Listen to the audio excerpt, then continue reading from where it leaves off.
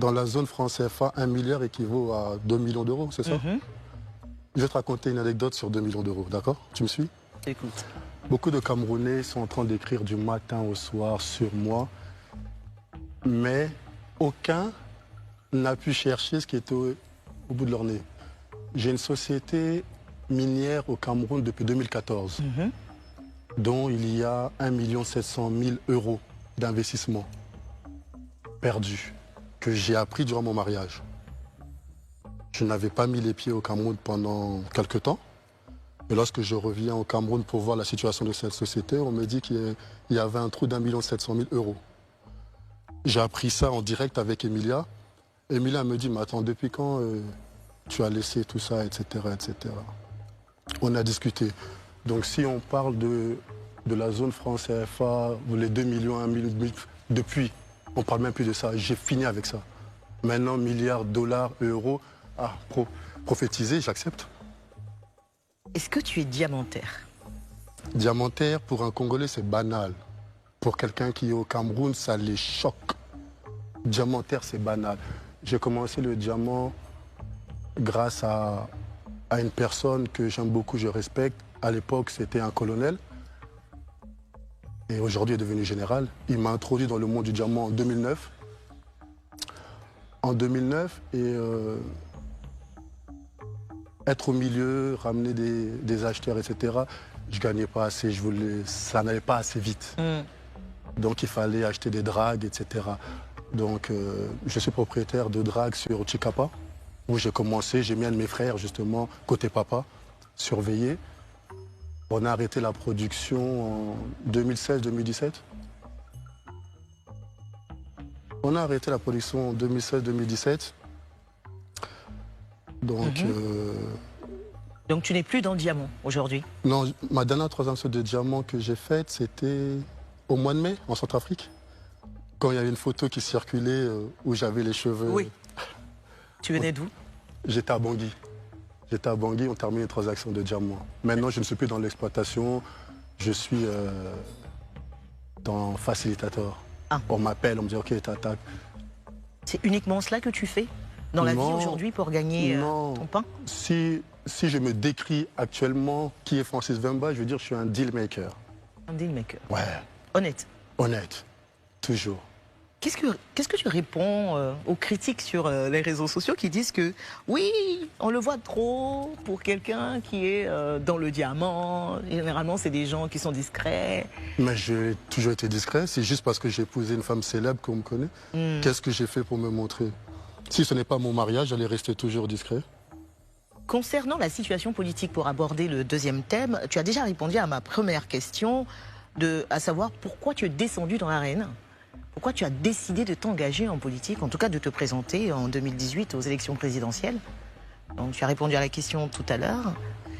Mais pourquoi ne pas avoir commencé par d'autres postes dans l'administration politique, comme député par exemple, et gravir les échelons avant de vouloir briguer la magistrature suprême? J'ai du mal à obéir aux ordres.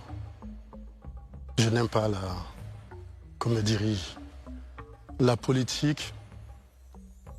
Je vais te raconter une anecdote comment je suis rentré en politique. À la base, j'étais tranquille dans mes affaires. Et j'avais un projet avec justement le ministre des Affaires étrangères. J'ai dit, moi, je vous laisse votre politique là. Non, moi, consul honoraire à Monaco, moi, je suis tranquille à Monaco, je fais mes affaires. Je travaille pour mon pays à distance. Il me signe ma nomination. Maintenant, il faut envoyer le dossier à l'ambassade du Congo à Paris. Et là, je vois l'ambassadeur.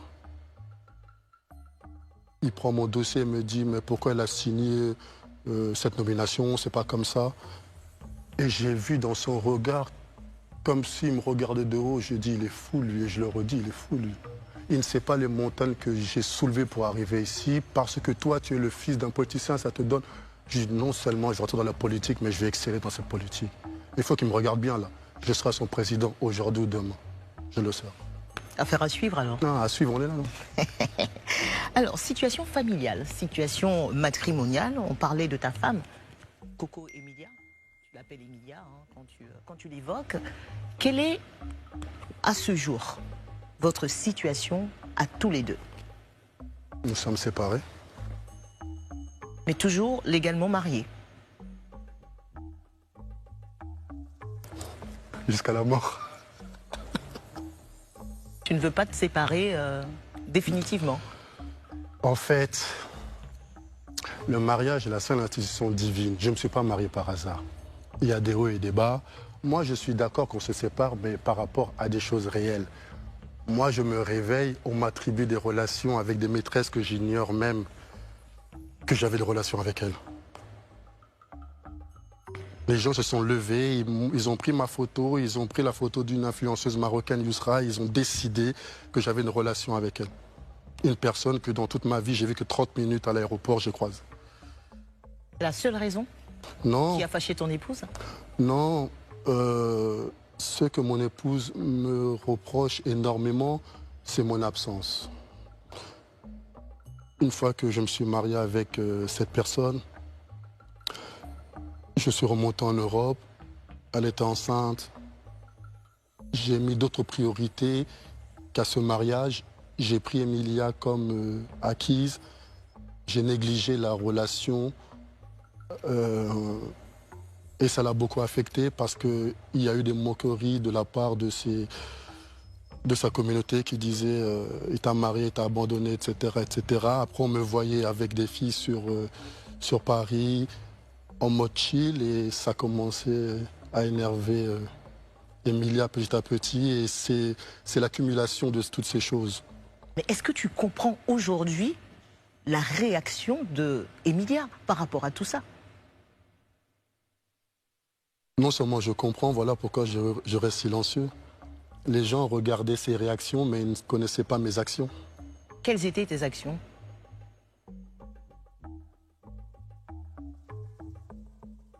Les mauvaises actions. C'est que, au départ, jusqu'à notre mariage, c'était ma priorité, et sans le vouloir et sans m'apercevoir, je faisais en sorte de ne plus faire des efforts que j'aurais dû faire dès le début du mariage. Et les commentaires, les avis, les critiques extérieures n'ont pas aidé mon mariage à... C'est uniquement ça, ta part de responsabilité dans cette histoire? Oui. Parce que lorsque je parle avec elle, les seules choses qu'elle me reproche, c'est tu m'as abandonné, lésé, humilié, trompé. Ce sont ces phrases. Est-ce que tu l'as trompée? Non. Avec la réputation que les gens t'ont donnée, en tout cas. Qu'est-ce qui prouve que tu es dans la vérité? Mais ma voix. Pas convaincu. Ça nous emmène à nous poser la question de savoir si tu n'as jamais aimé véritablement Coco Emilia. Est-ce que ton amour pour elle que tu nous clames, avec en tout cas une sincérité apparente, est ton amour vrai? Sur Emilia?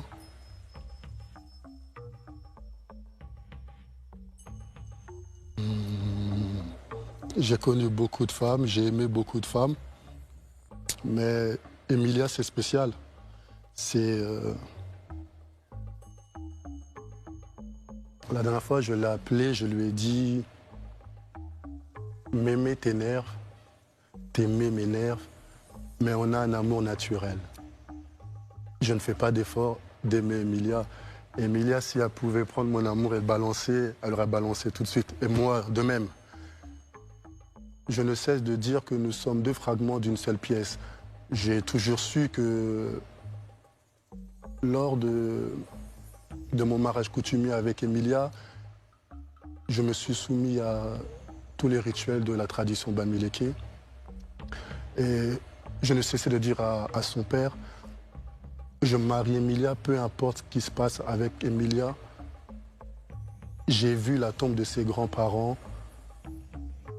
Et j'ai dit à Emilia, tu vois, je t'épouse parce que je sais que j'ai envie de vieillir avec toi et il faut qu'on soit enterrés côte à côte.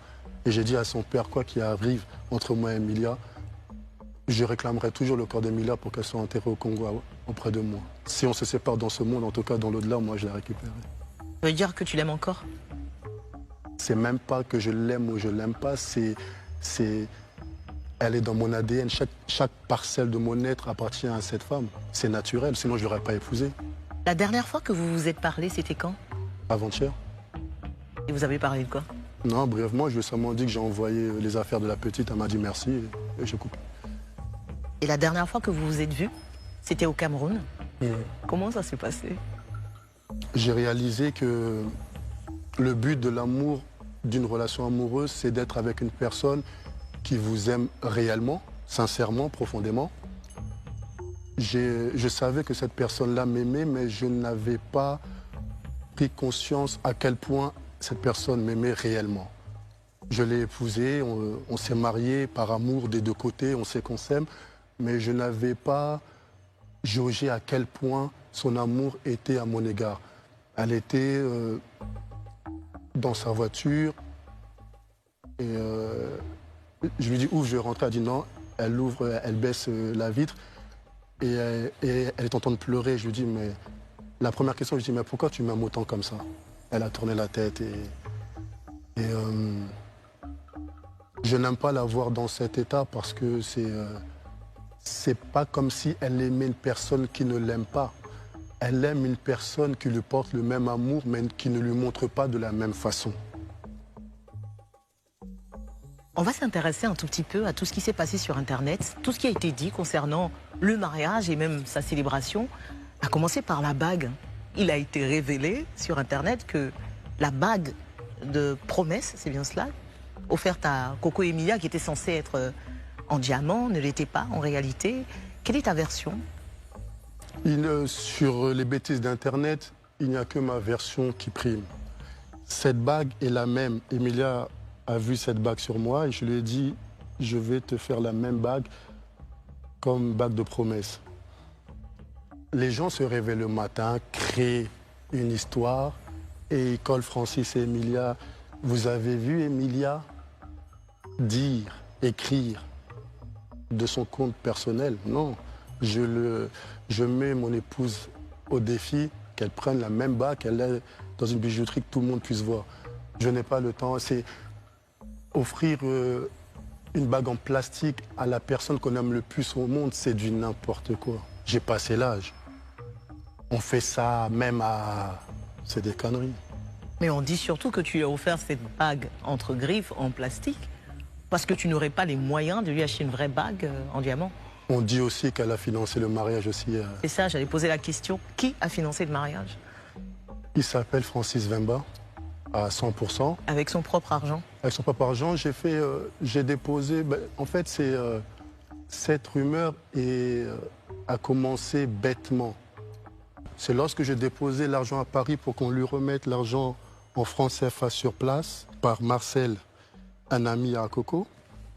Il y avait déjà du monde déjà chez elle, qui préparait déjà le mariage et il voyait Emilia donner les avances, sans savoir que c'est moi qui déposais ces avances à Paris pour qu'on puisse bloquer, etc. J'ai dit, moi, je te dépose les avances et toi, tu payes les personnes sur place. Ensuite, entre-temps, on a eu une proposition, c'était des Libanais, je crois. Ils voulaient